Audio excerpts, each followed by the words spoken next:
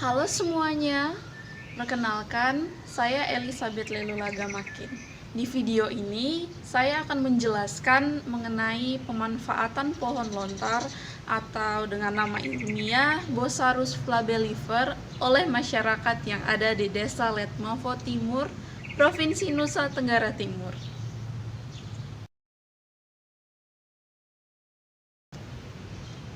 Desa Letmovo Timur merupakan salah satu desa yang berada di Pulau Timor, khususnya di Kecamatan Insana Tengah, Kabupaten Timor Tengah Utara, Provinsi Nusa Tenggara Timur.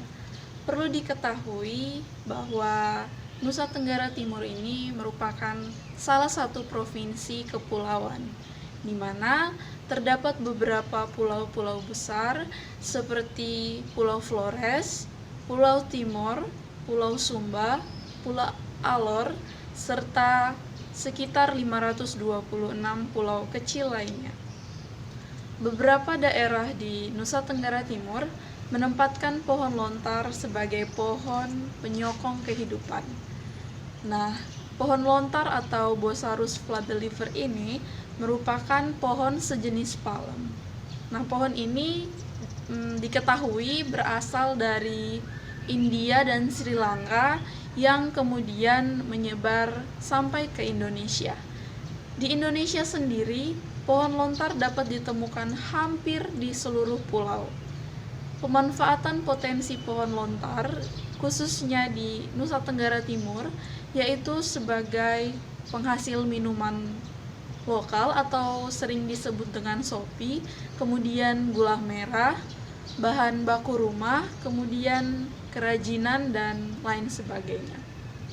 Nah, di video ini saya akan lebih fokus untuk menjelaskan tentang pemanfaatan pohon lontar atau pada umumnya masyarakat yang ada di Nusa Tenggara Timur menyebutnya sebagai pohon tuak.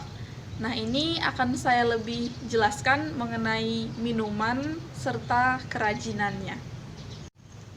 Untuk lebih jelasnya, mari kita simak cuplikan video berikut ini.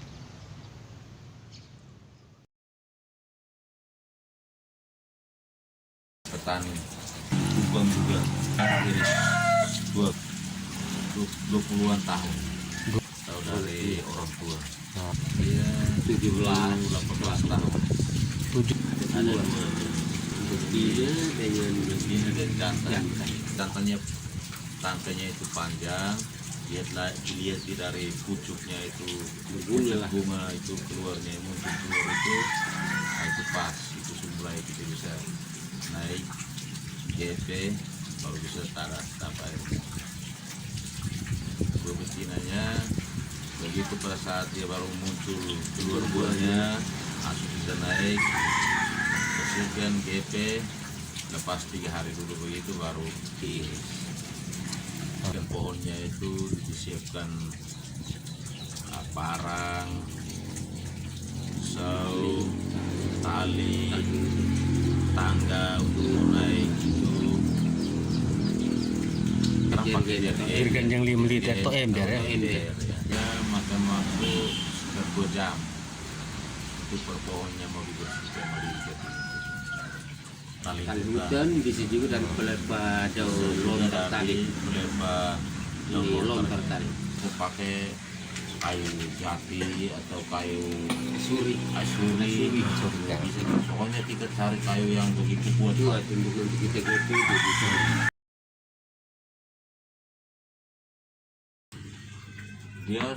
Dia 1 hari jepitnya 1 kali.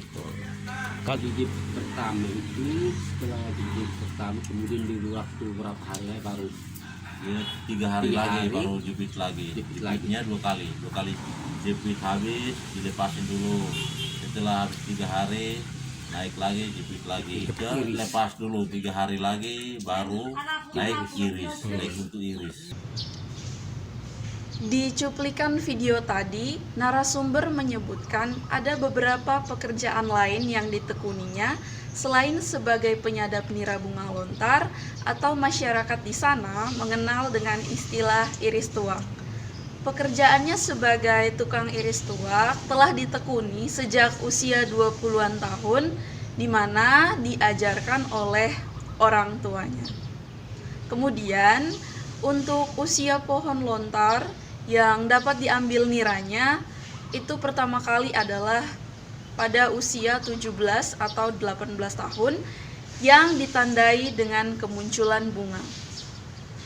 Disebutkan bahwa pohon lontar ada dua jenisnya yang dapat diambil nira bunga pohonnya, yaitu pohon jantan dan betina.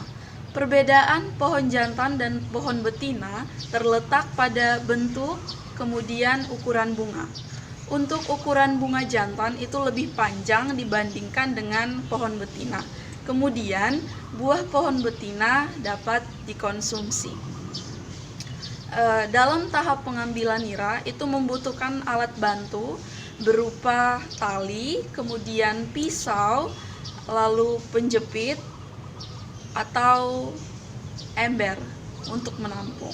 Nah, fungsi dari tali itu untuk mengikatkan ember dengan pengambil nira. Kemudian pisau untuk membersihkan dedaunan yang menghalangi atau untuk mengiris bunga agar diambil niranya. Sedangkan penjepit itu adalah alat bantu untuk menjepit bunga pohon. Nah, alat penjepit tersebut terbuat dari kayu. Penjepitan ini dilakukan agar bunga menjadi lembab dan terbuka. Proses penjepitan dilakukan sebanyak 2 kali dengan selang waktu 3 hari. Setelah itu, nira bunga pohon lontar dapat diambil dengan cara diiris bunganya yang telah dijepit tadi. Biasanya, per pohon itu menghasilkan nira bunga sebanyak kurang lebih 15 liter. Untuk dari tahap awal pemanjatan hingga kembali turun itu membutuhkan waktu kurang lebih 2 jam. Cara jepitnya begini, buka ini penjepitannya. Iya. Begini, baru pegang begini. Ini buka terus, kasih jalan terus. Angkanya ini bisa masak dan lembab supaya bisa airnya bisa keluar dan banyak. Itu cuman jepitnya hanya di ujungnya saja. Yang paling banyak ya saya rasa dua-duanya sama. Yang betina, buah jantan ini tidak bisa dimakan. Buah betinanya itu bisa dimakan. Yang setelah yang masih muda itu kita bisa dimakan itu. Macam es dicampur untuk es berupa apa namanya. Cara penjepitannya tadi sudah dijelaskan di video. Nah, penjepitan itu dimaksudkan untuk memperoleh nira bunga yang banyak. Kemudian pasti masih ada yang bingung, kenapa pohon lontar itu ada 2, pohon jantan dan pohon betina. Nah, jadi pohon lontar ini merupakan tumbuhan berumah 2. Nah, tumbuhan berumah 2 ini maksudnya di dalam satu tanaman itu hanya memiliki satu bunga jantan saja atau satu bunga betina saja. Nah, untuk contoh dari tumbuhan berumah 2 seperti ada salak, kemudian pepaya.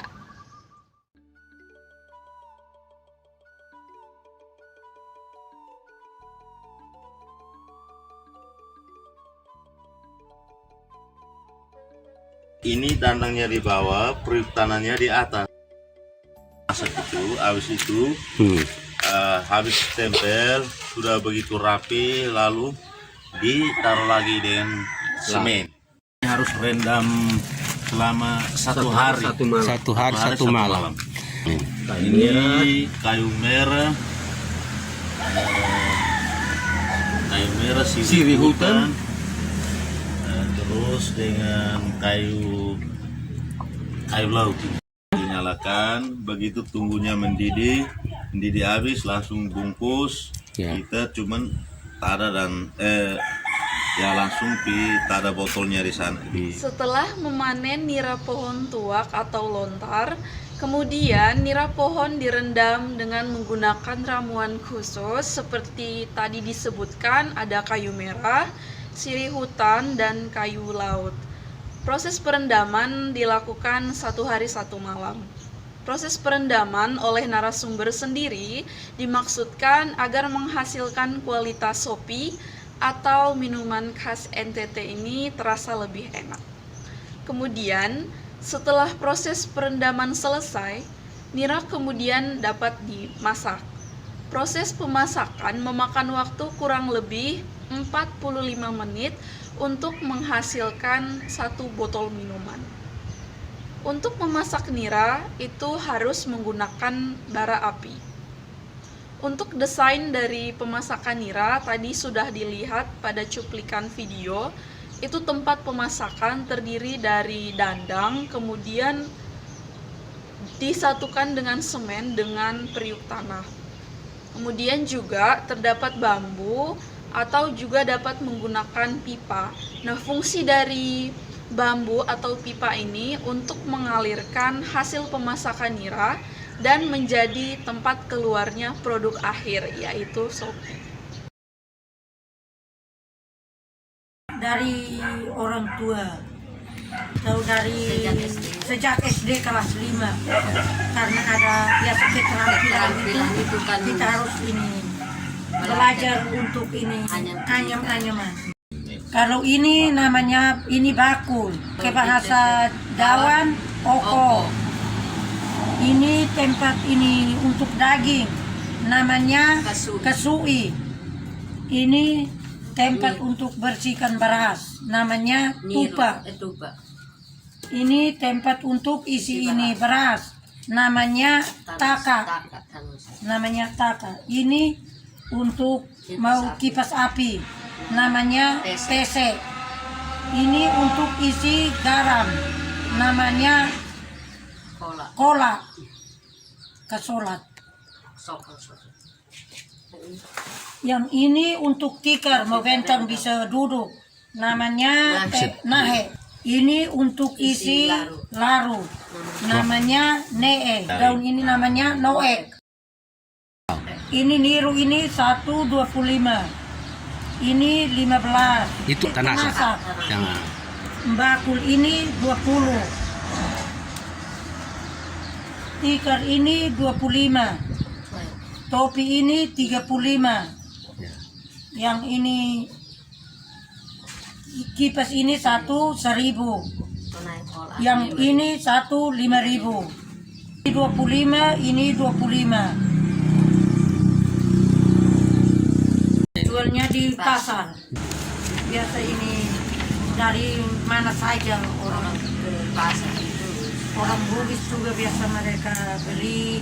Kebanyakan orang Timur karena ini ada pakai ini pisau dengan ini lidi supaya dia bisa ini apa sama. Dia punya besarnya ukurannya sama.